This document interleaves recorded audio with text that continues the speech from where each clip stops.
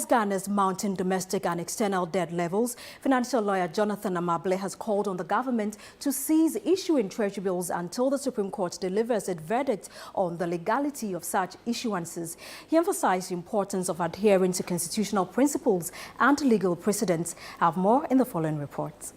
Ghana's debt burden has risen sharply in recent years. As of June 2024, the country's total debt stock stood at approximately 761 billion cedis, up from the 608 billion cedis in 2023.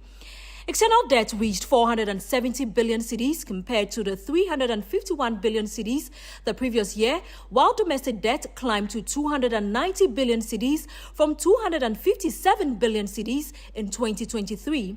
Jonathan Amable, a private legal practitioner, has filed an injunction application at the Supreme Court to suspend the government's issuance of treasury bills. He argues that a government's failure to obtain parliamentary approval for these issuances, as required by Article 1813 and 4 of the 1992 Constitution, has contributed significantly to Ghana's soaring debt levels. The government is very aware, first of all, of the consequences. The Supreme Court, in a long line of cases, going back to Woyome, everybody should remember that Woyome was not really a case of theft, but it was a case of the contract that he did being declared unconstitutional.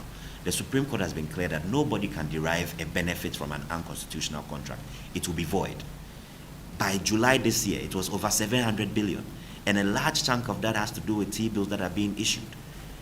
We are trying to control the government's borrowing, because at the end of the day, when the government's debt is high, you and I pay through increased taxes, and that's how e-levy came about, that's how COVID came about, and we are going to pay through inflation. Economist Professor Patrick Isumin, however, warns that the government may face challenges in securing alternative funding for development, given its current inability to borrow from the international capital markets. If that action was successful, that would be very, very problematic for the government. I think that, as you are aware, in the current IMF program, there's a restriction on commercial borrowing.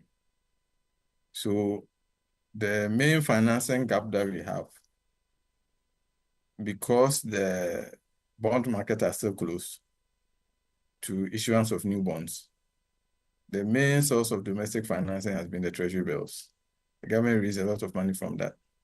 So if the legal action succeeds, preventing the government from issuing new T-bills, then there will be a problem. The government is being called upon to, as a matter of urgency, halt all issuances of treasury bills until the Supreme Court comes out with a decision on the matter. Reporting for CNR Business, my name is Nashika Sida.